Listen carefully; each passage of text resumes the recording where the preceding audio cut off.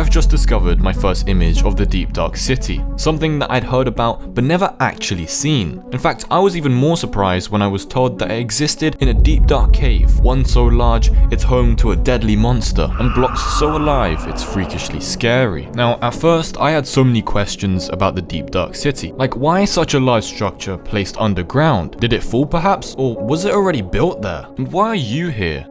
These questions led me to my search bar in hopes of answers that unfortunately I wouldn't find. I kept scrolling until I caught a glimpse of this theory, and then I couldn't look away. The Deep Dark City was the capital of an empire founded by a generation of ancient builders. The city, before it sank to the floor of the world, was the hub of the ancient builders' entire civilization, home to advancements in science and technology. Sounds pretty cool, right? But how exactly did it sink? This is where the new biome comes into play, and let me tell you now, this gets ridiculous interesting. The city was once built in the mangrove swamps, a place with unsteady ground and massive patches of pure swamp water, despite the swamp being dangerous to get out of. The ancient builders believed it was also tricky to get into, making it harder to invade and easier for the builders to feel safe by hiding in the shade of the mangrove trees. Although the city wouldn't meet its end from the outer world, but yet from the inside. One day, the entire city was swallowed by a sinkhole, and the idea of it actually happening is possible, with places such as the mangrove swamps having sinkholes of its very own. Who would have thought, right? Earth created a place from Minecraft. Crazy. The city fell deep within the underground, and those that survived such a horrible natural disaster adapted to their new life, rebuilding from what was left, until they all died out or simply just moved on. But where to, I wondered? And died to who? Or what? Old age?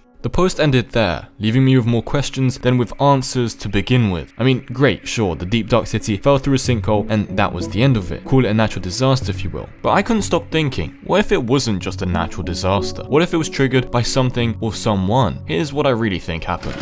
Not to take you away from the video, but if you're still watching, please make sure that you're subscribed. Okay, back to the story. The ancient builders were a friendly bunch, ones who were willing to help out those in need by taking in lost villagers. After all, with an ancient city so big, why wouldn't you take people in? And so those that lived in the city were tasked with helping build a different type of portal, one that could access a dimension that was yet to be discovered. But not all of these villagers were just villagers. A small group of evokers managed to sneak in, opening them to a whole new world of opportunity, with unlimited resources, an obsession with resurrection, a new dimension, and even a full access pass to the Nether. With the ancient builders, anything seemed possible. However, it reached a point in time that the evokers realized time was ticking for their ancient builder friends, meaning their experimenting would also soon come to an end. But they weren't going to give up so easily. With the access of the Nether, they decided to experiment with soul sand, a block believed to contain the ancient builders' souls, and wither skeleton heads alongside it, which belonged to the ancient builders. It was with this combination, the evoker were hopeful it would lead to resurrection. Now, I can hear you already typing in the comments. How do ancient builder souls get into soul sand, Kunai? You see, the ancient builders decided the best place to bury their friends would be the Nether, as the swamps would attract mobs, putting those still alive in danger.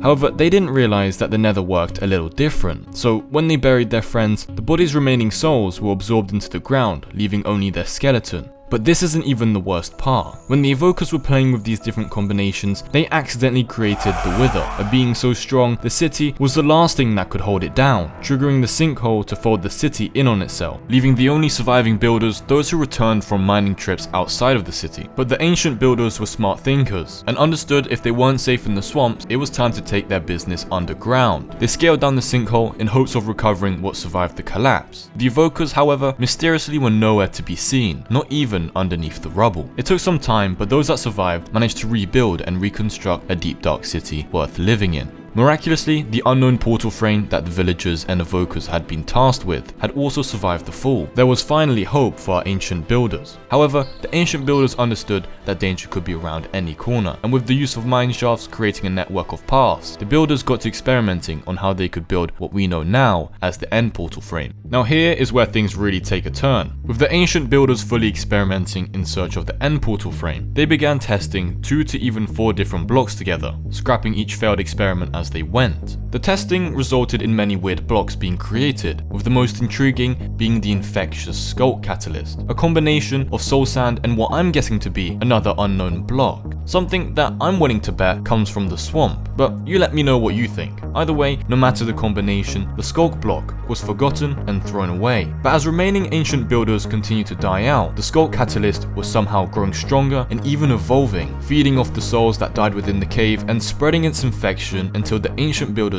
finally realized they were too late to their mistake. By then, the evolution of the sculk had begun, evolving from one single block to multiple, ranging from the sculk sensors, capable of sending messages to one another, to even sculk shriekers, known to pick up the messages and alert each other. The infectious block were moving as a hive mind, building its own way throughout the city. It was at this point ancient builders had finally found the recipe for the end portal frame and began preparing their escape, although things didn't go as planned, as the sculk became strong enough to not just evolve, but to create, using the souls of the ancient dead to form a powerful creature that we know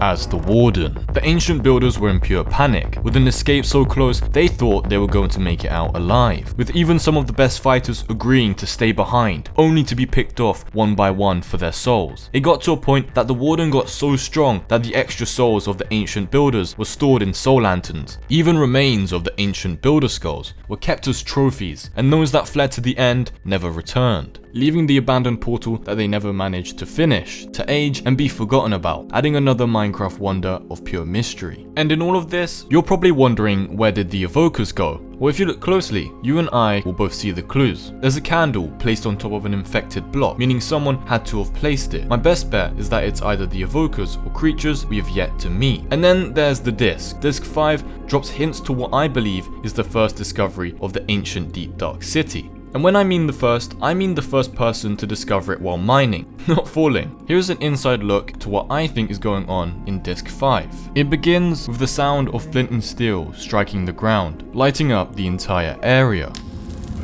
followed by an explorer walking in their heavy armor to then catch their breath. A few moments go by and a warden walks past, forcing the explorer to play music to distract it from coming any closer. Luckily, it distracts the warden, letting the explorer run away. However, the music eventually comes to a stop, forcing the explorer to yet again find another way of distracting the warden, and that distraction being mining amethyst, which once again attracts the warden to hunt the sound. But by the time the wardens found the sound, the explorer is long gone, building their way out of the cave, until they hit a sculk sensor, and then the end is easy to predict. What do you think happens next? Let me know in the comments. Minecraft almost had a monkey in game. Don't believe me? Check out my previous video.